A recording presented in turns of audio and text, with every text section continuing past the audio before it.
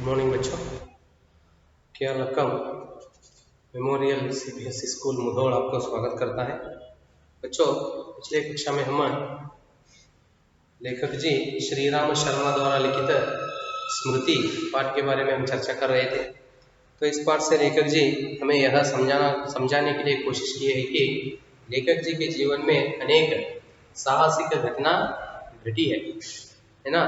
तो ऐसे अनेक घटनाओं में उन्होंने क्या किए हैं, एक घटना स्मृति मतलब यादें, तो उन्होंने याद रखकर क्या किए हैं, हमारे साथ बांट ले रहे हैं।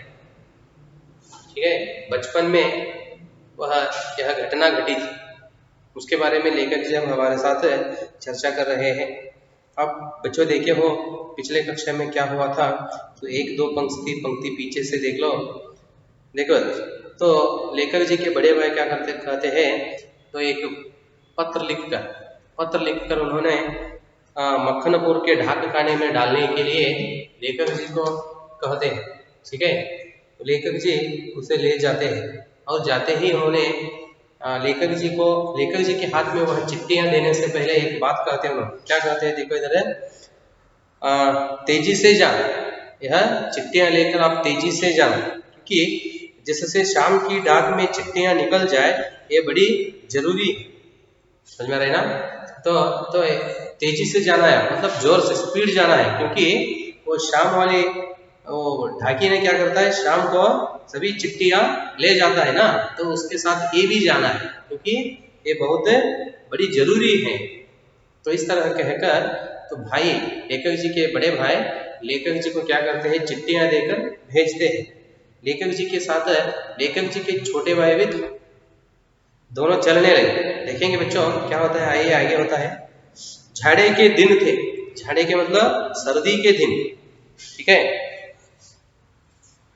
झाड़े के दिन है, ऊपर आया था क्या, आया है, ठीक है ना। झाड़े के दिन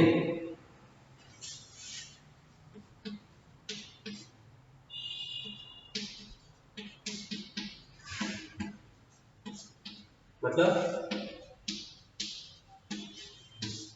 सर्दी के दिन, विंटर सीजन बोलते ना सीधा। झाड़े के दिन थे ही, तीस पर हवा के प्रकोप से कंप लग रही थी। ठीक है, तीस पर हवा के प्रकोप मतलब एकाएक बोलते ना, अपने आप एकाएक। ठीक है, झाड़े के दिन थे तो उस समय क्या होता है, एकाएक हवा के प्रकोप से, मतलब हवा क्या होता है, एकाएक चल रहा था, जोर से हवा आता था, तो उस हवा की प्रकोप से मतलब प्रभाव से क्या हो रहा था, लेखक जी को कंप लग रही थी। ಕಾಂಪನ ನಡುಗು ಅಂದ್ರೆ ಚಳಿಗಾಲದ ಒಂದು ಪ್ರಭಾವದಿಂದಾಗಿ ಅವರಿಗೆ ಬಹಳಷ್ಟು ಏನಾಗ್ತೈತ್ರಿ, ಚಳಿ ಬರ್ತಾ ಇತ್ತು। हवा मज्जा तक टिटुरा रही थी। देखो मज्जा तक मतलब मज्जा इसका अर्थ है हड्डी के भीतर ठंड लग रही थी। समझ में रहे ना, मतलब ये इसका अर्थ होता है कि ठंड की प्रशंसा करना।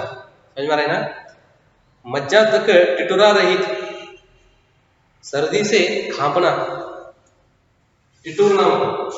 ठीक है,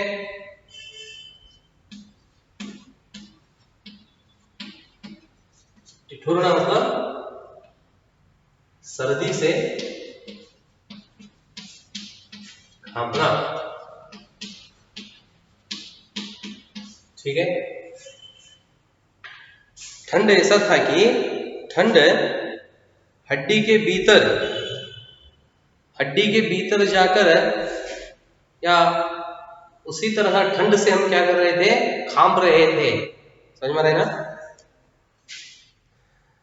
इसलिए हमने कानों को धोती से बांधा, तो ठंड की भय से उन्होंने क्या किए, कानों को मतलब इसे क्या किया, एक कपड़े से मतलब धोती से बांध लिए। माँ ने भूंजाने के लिए थोड़े चने एक धोती में बांध दिए। भूंजाने मतलब बुनवाना।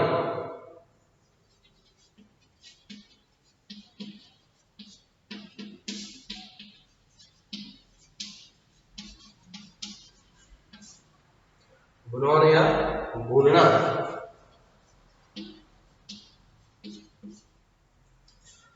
ಹುರಿಯುವುದು, ಫ್ರೈ ಮಾಡೋದು ಅಂತಿರಲ್ಲ, ಚೆನ್ನ ಮತ್ಲಬ್ ಚನೆ ಕಡಲೆ ಅಂತ ಹೇಳ್ತಿರಲ್ಲ, ಹುರಿಯುವುದು, ಭೂನನ ಫ್ರೈ ಮಾಡೋದು ಅಂತಿರಲ್ಲ, ಹಾಗೆ।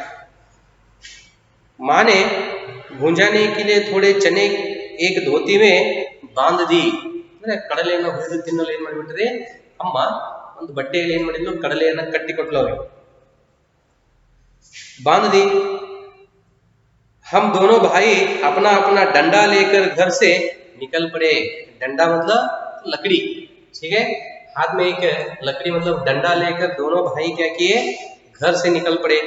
उस समय उस बबुल के डंडे से जितना मोह था उतना इस उम्र में राइफल से नहीं।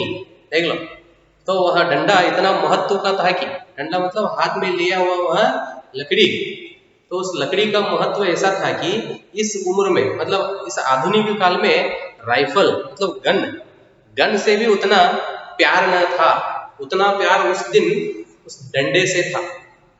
ಅಂದ್ರೆ ಆ ಕೈಯಲ್ಲಿ ತೆಗೆದುಕೊಂಡಿರತಕ್ಕಂತ ಒಂದು ಏನ್ರಿ ಬಡಿ ಅಂತ ಹೇಳ್ತಿರಲ್ಲ, ಆ ಬಡಿ ಅದನ್ನ ಎಷ್ಟು ಪ್ರೀತಿಸುತ್ತಿದ್ರು ಅಂದ್ರೆ ಆಗಿನ ಕಾಲದಲ್ಲಿ, ಈಗಿನ ಕಾಲದಲ್ಲಿ ಒಂದು ಗನ್ ಇದ್ರೂ ಸಹಿತ ಅಷ್ಟು ಪ್ರೀತಿ ಬರ್ತಾ ಇರ್ಲಿಲ್ಲ, ಅಷ್ಟು ಆ ಕಟ್ಟಿಗೆಯನ್ನು ಪ್ರೀತಿಸ್ತಾ ಇದ್ರು ಅಂತ ಹೇಳ್ತಾರೆ।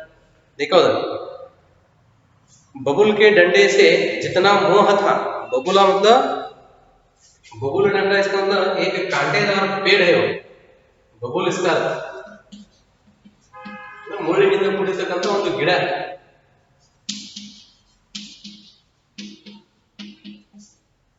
एक कांटेदार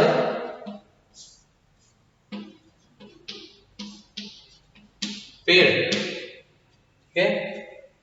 तो उस पेड़ की सहायता से उन्होंने क्या किया, एक डंडा बना लिए, ಒಂದು ಕಟ್ಟಿಗೆಯನ್ನು ತಯಾರು ಮಾಡ್ಕೊಂಡಿದ್ರು। डंडे से जितना मुंह था उतना इस उम्र में मतलब इस उम्र में, राइफल से नहीं, मेरा डंडा अनेक सांपों के लिए नारायण वाहन हो चुका था।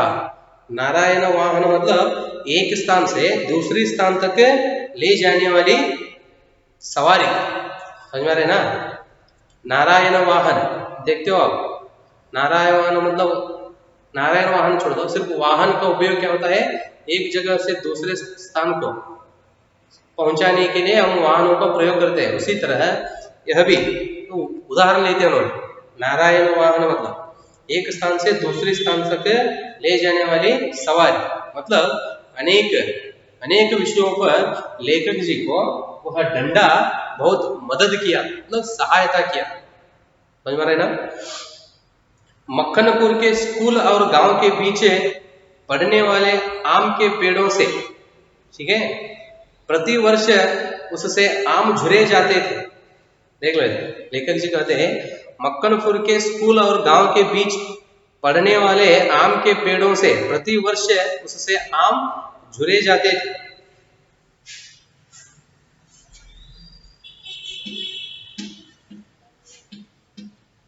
झुरना मतलब सूखना, सूखना। स्कूल और गांव के बीच पड़ने वाले आम के पेड़ों से प्रति वर्ष मतलब हर वर्ष उससे आम झुरे जाते थे। इस कारण वह मूक डंडा सजीव सा प्रतीक होता था, ठीक है। सूखना मतलब झुरे मतलब सूखना, हाँ, माविन हಣ್ಣುಗಳು ಒಣಗುತ್ತಿದ್ದು ಅಂತ ಹೇಳ್ತಾರೆ, मतलब खाने के लिए योग्य जब होते हैं वो, तो उस समय लेखक जी क्या करते थे, उस डंडे की सहायता से आम को उन्होंने नीचे गिराते थे, समझ में आ रहे ना। तो इसलिए उन्होंने क्या कहते हैं, वह निर्जीव डंडा मतलब उसे जीव नहीं है, डंडा मतलब लकड़ी को, वह उस समय डंडे का उपयोग देकर लेखक जी उसे कहते हैं कि वह सजीव सा प्रतीक होता था, मतलब वह डंडे को जीव है, मतलब लेखक जी को उस डंडे का बहुत मदद हुआ था, ಅಂದ್ರೆ ಆ ಕಟ್ಟಿಗೆಯಿಂದ ಲೇಖಕರಿಗೆ ಬಹಳ ಸಹಾಯವಾಗಿತ್ತು, समझ में आ रहे ना। ಅದಕ್ಕೆ ಹೇಳ್ತಿರ್ತಾರೆ, ಹೊಳೆಯಲ್ಲಿ ಈಜು ಬರಲಾರದಂತ ವ್ಯಕ್ತಿ ಬಿದ್ರೆ ಒಂದು ಚಿಕ್ಕ ಎಲೆಯೂ ಸಹಿತ ಏನಾಗ್ತದೆ ಅವನಿಗೆ ಬಹಳ ಉಪಯೋಗ ಆಗ್ತದೆ ಅಂತ ಹೇಳ್ತಾರಲ್ಲ, ಆ ರೀತಿ उसे जीव नहीं था लकड़ी को, फिर भी लेखक जी को वह सजीव जैसा प्रतीत हो रहा था। मतलब हर वर्ष उन्होंने क्या करते थे उधर आम को नीचे गिराने के लिए हो या आम को खाने के लिए लेखक जी क्या करते थे, उस डंडे को उपयोग करते थे। मतलब उस समय उस डंडे का लेखक जी को बहुत मदद मिलता था, तो इसलिए लेखक जी को वह डंडा सजीव सा प्रतीत होता था। प्रसन्न वदन हम दोनों मक्खनपुर की ओर तेजी से बढ़ने लगे। प्रसन्न वदन मतलब प्रसन्न चेहरा से, चेहरा मतलब क्या होता है, फेस। प्रसन्न वदन,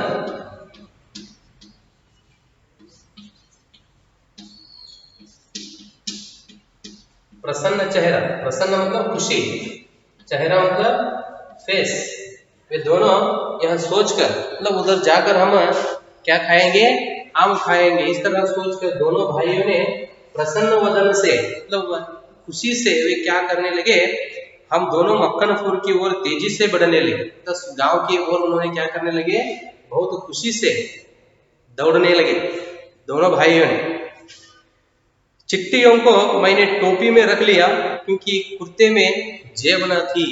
लेखक जी क्या किए, जो बड़े भाई चिट्ठियां लिख कर दिए थे ना, उन्होंने क्या किए, चिट्ठियों को टोपी में, तले में हैड है किधर टोपी आ पत्र टोपी इट्टुकोंड्रो, देख लो कहते हैं उन्होंने, चिट्ठियों को मैंने टोपी में रख लिया, आ टोपी लिट्ರು ಏಕೆಂದ್ರೆ ಅವರಿಗೆ ಪಾಕೆಟ್ ಇರಲಿಲ್ಲ। देखो कहते हैं क्योंकि कुर्ते में जेब न थी, कुर्ता मतलब कपड़े, पहनने के कपड़े, जुब्बा कुर्ते में जेब न थी। हम दोनों उछलते कूदते एक ही सांस में गांव से 4 फरलांग दूर उस कुएं के पास आ गए। देखो तो 4 फरलांग और जमीन की दूरी नापने के लिए उस चीज का उपयोग करते हैं। नापना अंत अಳೆಯುವುದು ಅಂತ ಹೇಳ್ತಾರೆ, दूरವನ್ನು ಅಳೆಯುವಂತ ಒಂದು वस्तु। मतलब वहां से वह कितना दूर था, 220 गज मीटर बोलते ना, ठीक है, 220 गज तो 220 फूट ಈ ರೀತಿ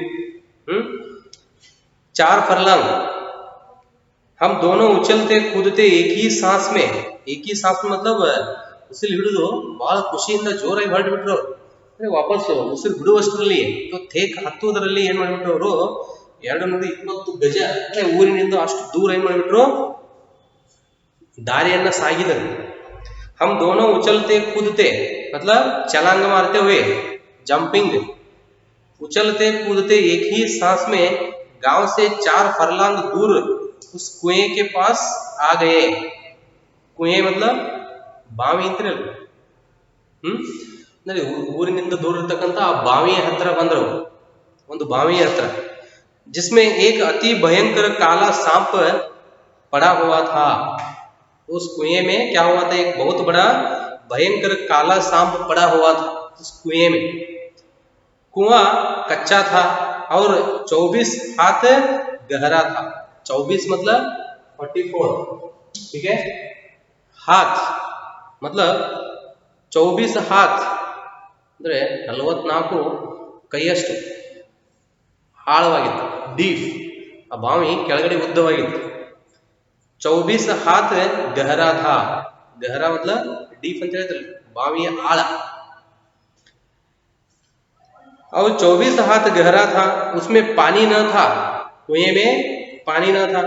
उसमें न जाने सांप कैसे गिर गया था, कारण कुछ भी हो, हमारा उसके कुएं में होने का ज्ञान केवल 2 महीने का था। देख लो लेखक जी कहते हैं उन्होंने क्या किए, घर से उछलते कूदते हुए कुएं के पास आ गए। तो आते ही लेखक जी देखते हैं क्या हुआ था, तो उधर मतलब उस कुएं के पास एक बहुत भयानक भयंकर काला सांप पड़ा था। समझ में आ रहा है ना। कहते हैं लेखक जी, और कुएं का गहरा मतलब वह कुएं कितना बड़ा था, 24 हाथ गहरा था मतलब डीप। हमारा और उस कुएं में पानी न था, उसमें न जाने सांप कैसे गिर गया था। हमें पता नहीं है उस कुएं में वह बड़ा सांप कैसे गिर गया था। हाँ ಅದರಲ್ಲಿ ಹೇಗೆ ಬಿದ್ದಿತ್ತು ನಮಗೂ ಗೊತ್ತಿಲ್ಲ ಅಂತ ಹೇಳ್ತಾರೆ। कारण कुछ भी हो, सांप उधर उसमें गिरने का कारण कुछ भी हो, हमारा उसके कुएं में होने का ज्ञान केवल 2 महीने का था।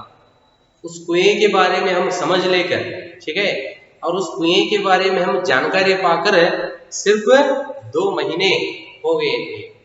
ಅದು ಏನಾಗಿತ್ತು ಗೊತ್ತಿಲ್ಲ, ಆ ಬಾವಿಯ ಬಗ್ಗೆ ನಮಗೂ ಗೊತ್ತಾಗಿ ಕೇವಲ 2 ತಿಂಗಳುಗಳಾಗಿದ್ದವು. ಆ ಬಾವಿಯ ಬಗ್ಗೆ ವಿಷಯ ತಿಳಿದು ಆ ಬಾವಿಯ ಬಗ್ಗೆ ನಮಗೆ ಗೊತ್ತಾಗಿದ್ದು ಹೀಗೆ ಕೇವಲ 2 ತಿಂಗಳ ಹಿಂದೆ ಅಂತ ಹೇಳ್ತಾರೆ. कुएं में होने का ज्ञान केवल 2 महीने का था। बच्चे नटखट होते ही हैं। नटखट मतलब तो चंचल स्वभाव के, हौद्री ಮಕ್ಕಳ ಸ್ವಭಾವ ಅಂತಿರಲ್ಲ, ಚಂಚಲ್ ನಟ್ಕಟ್ ಅಂದ್ರೆ ಉಡಾ ಮಕ್ಕಳು ಅಂತ ಹೇಳ್ತೀವಲ್ಲ. ಉಡಾ ಮಕ್ಕಳು ಅಂತಂದ್ರೆ तंग करने वाले, चिढ़ाने वाले, ठीक है, नटखट कहते हैं उसे। बच्चे नटखट होते ही हैं। मक्कनपुर पढ़ने जाने वाले हमारी टोली पूरी बानर टोली थी। वानर टोली, बानर टोली मतलब कहते हैं ना बंदरों की टोली, समझ में आ रहे हैं ना? हाँ, मक्कनपुर पढ़ने जाने वाले हमारी टोली मतलब समूह। मक्कनपुर को ये सभी क्या पढ़ने के लिए जाते थे, स्कूल जाते थे। यह पढ़ने के लिए जाने वाली टोली मतलब समूह पूरी बानर टोली थी, मतलब बंदर जैसा एक टोली थी। बंदर का मन जैसा होता है आपको पता है, बंदर एक जगह नहीं बैठते, समझ में आ रहे ना? पेड़ से पेड़ ऐसा ही छलांग मारते हुए खेलता रहता है, मतलब उनका मन चंचल होता है। बंदरों के मन की तरह इन बच्चों का मन था। बानरों की टोली, बंदर जैसा इनका मन है, एक पेड़ से एक पेड़ छलांग मारते हुए छलांग मारता था, मतलब बच्चों का मन बहुत चंचल रहता है, ठीक है, समझ में आ रहे हैं? इसी तरह उन्होंने कहते हैं हमारी टोली पूरी बानर टोली थी। एक दिन हम लोग स्कूल से लौट रहे थे कि हमको कुएं में उझकने की सूझी।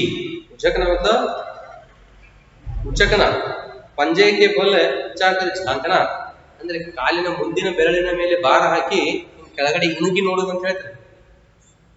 ಬಾವಿ ಇತ್ತಲ್ರಿ, ಬಾವಿ ಒಳಗೆ ಏನೈತೆ ಅಂತ ಹೇಳಿದ್ರು ಮುಂದಿನ ಕಾಲ ಮೇಲೆ ಭಾರ ಹಾಕಿ ಇಣುಕಿ ನೋಡೋದು, ಹಣಿಕೆ ಯಾವಾಗ ಹೋಗ್ತಿರಲ್ಲ ಹಾಗೆ.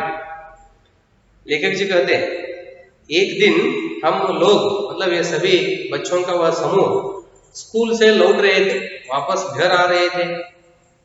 कुएं में झांक कर, नहीं ऊपर है, हाँ, हम लोग स्कूल से लौट रहे थे, लौट रहे थे कि हमको कुएं में उझकने की सूझी।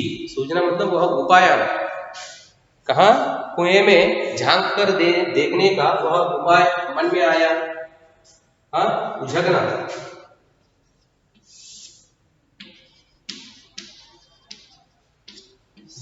शब्द का नीचे देख सकते हैं आप। उझकना इसका क्या होता है? पंजे के बल उचक कर झांकना।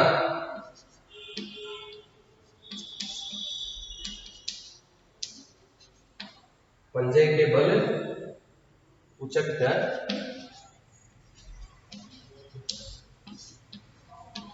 झांकना, ठीक है, यदि बेरಳಿನ ಮೇಲೆ ಬಾರ ಹಾಕಿ ಇಣುಕಿ ನೋಡು। ठीक है बच्चों, तो यहाँ तक रहने दो। लेखक जी अपने छोटे भाई के साथ अब फिर वापस वही मक्कनपुर के कुएं के पास चले गए। उधर जाते ही उनको क्या याद आता है, उन सभी स्कूल जाते थे, ठीक है, तो इससे पहले कुछ समय बीता है उसके बारे में उन्होंने हमारे साथ चर्चा कर रहे हैं, ठीक है। ठीक है बच्चों, तो आगे और लेखक जी अपने दोस्तों के साथ मतलब सभी एक स्कूल जाने का टोली था ना, समूह, ग्रुप, उन समूह के साथ और क्या क्या नटखट खेल खेले हैं और उन कुएं के बारे में और किस विषय के बारे में हमें समझाने के लिए उन्होंने कोशिश की है। यह सब आगे का विषय हम अगले कक्षा में देखेंगे बच्चों। धन्यवाद।